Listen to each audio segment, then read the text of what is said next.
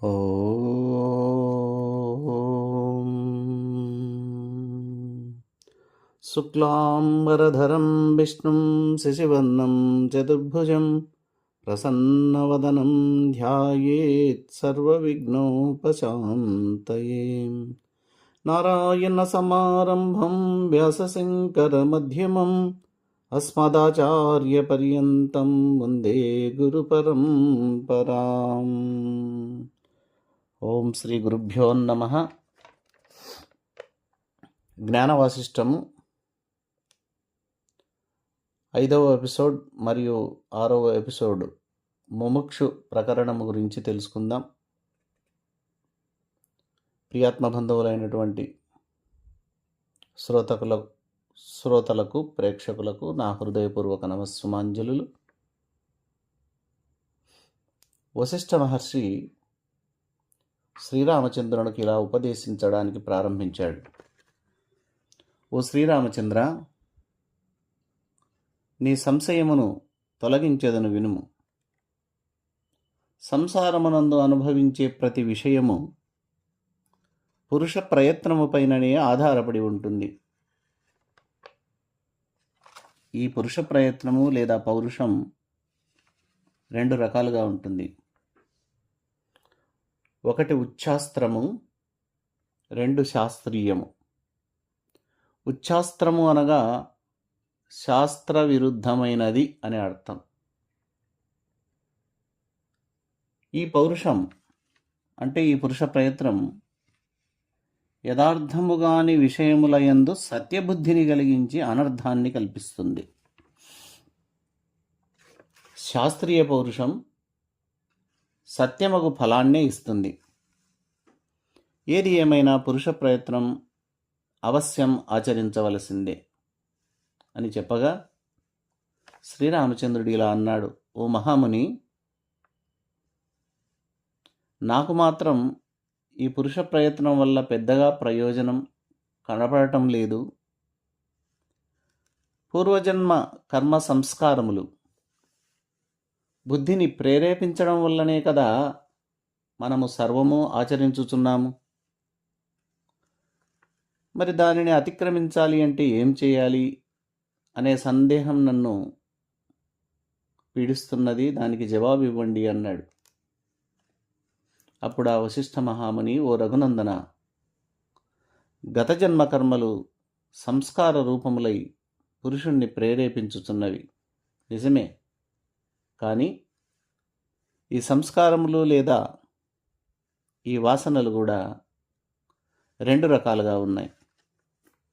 శుభవాసనలని, అశుభవాసనలని. ఒక వ్యక్తిలో ఈ 2 ప్రేరకములుగా ఉన్నాయి. ఇంకొకరిలో ఈ రెండింటిలో ఏదో ఒకటి మాత్రమే ప్రేరేపిస్తుంది. శుభవాసనలు నిన్ను ప్రేరేపించటం వల్ల నీవు శుభమార్గముని ఆశ్రయిస్తావు. తద్వారా పరమపదము దొరికించుకుంటావు.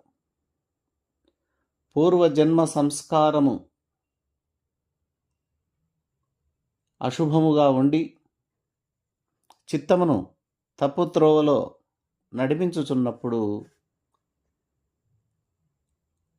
పురుష ప్రయత్నము చేత దానిని జయించవలేను కదా.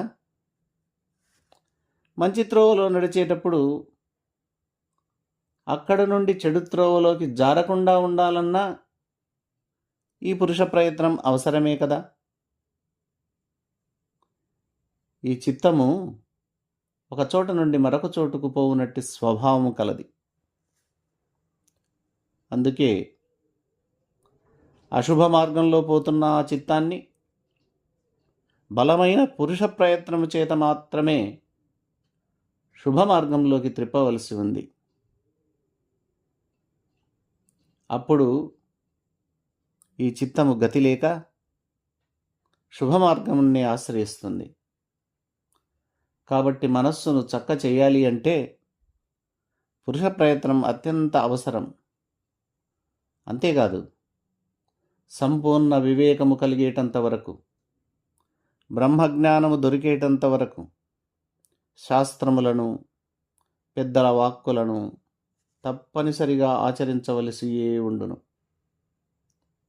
ఇలా చేయగా చేయగా చిత్తమునందు రాగాది దోషములు తొలగిపోయి పరబ్రహ్మస్వరూపము స్పష్టముగా తెలియబడుతుంది. ఆ స్థితి పొందిన తర్వాత ఆ శుభవాసనలు కూడా వదిలివేసి ఊరక ఉండవచ్చు.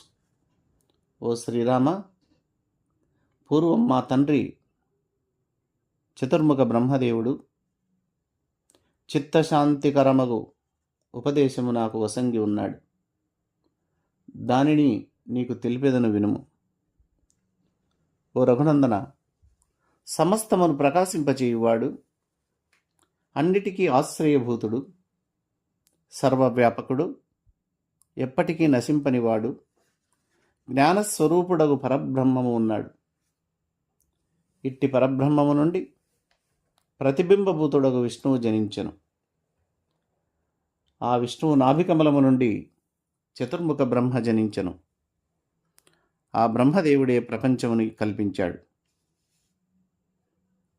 ప్రపంచములోని జంబూద్వీపములో భరతవర్షమునందు జనులు నానా విధములకు వ్యసనములకు చిక్కి దుఃఖించుచున్నారు.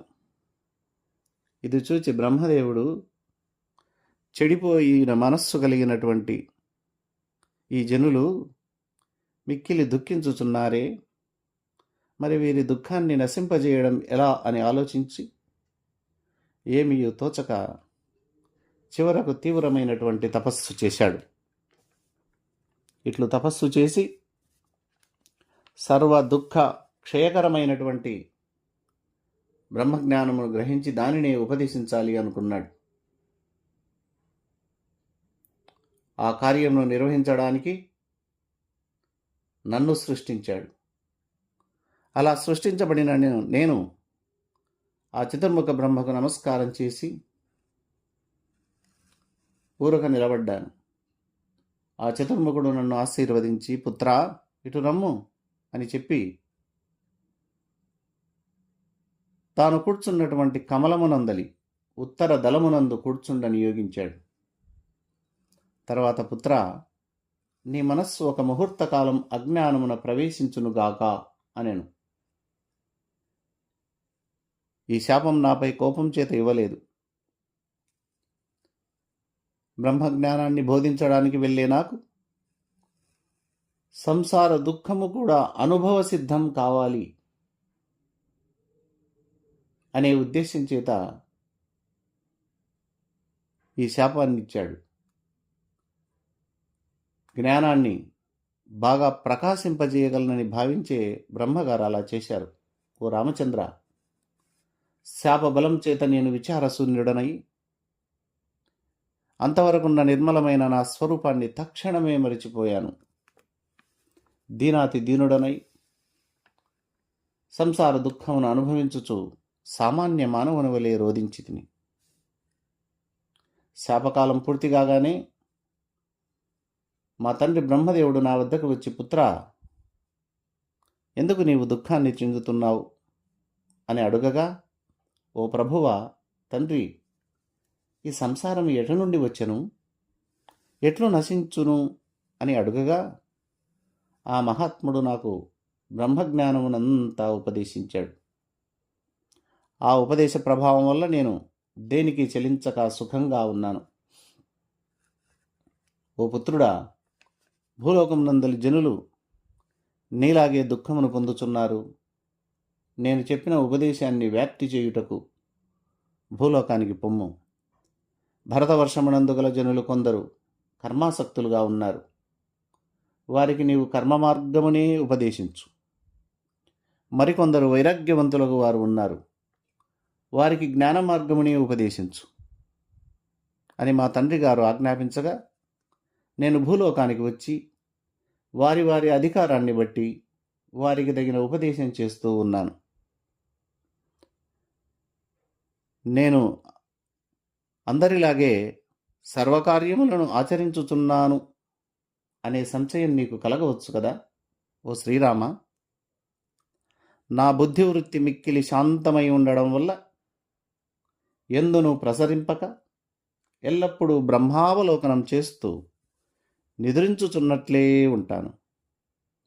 దీనిని నేను చేస్తున్నాను, దీని ఫలం నాకు కావాలి అనే అభిమానం లేకుండా కర్తృత్వరహితముగా కార్యములు చేస్తున్నాను. ఇలా చేస్తే ఏ కార్యము చేసినను చెయ్యనివాడే అవుతాడు.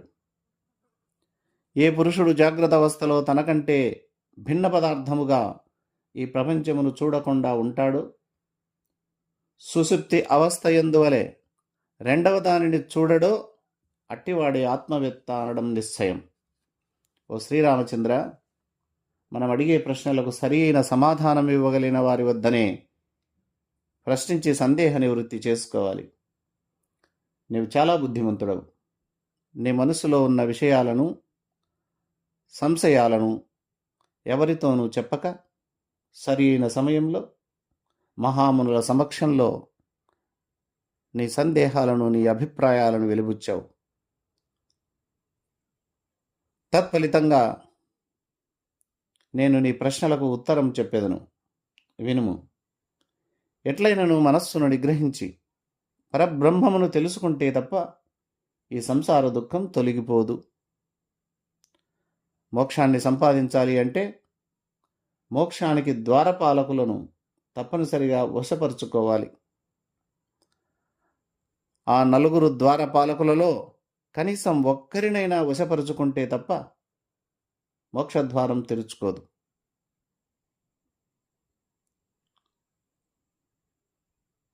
వాటి యొక్క అంటే ఆ ద్వారపాలకుల యొక్క స్వభావాన్ని నీకు క్రమంగా విశదీకరిస్తాను, వినుము అని వివరింపసాగాడు. తర్వాత ఆ ద్వారపాలకుల యొక్క స్వభావాన్ని గురించి రేపటి ఎపిసోడ్లో మనం తెలుసుకుందాం. ఓం అసతో మా సద్గమయ తమసో మా జ్యోతిర్గమయ మృత్యోర్మా అమృతంగమయ.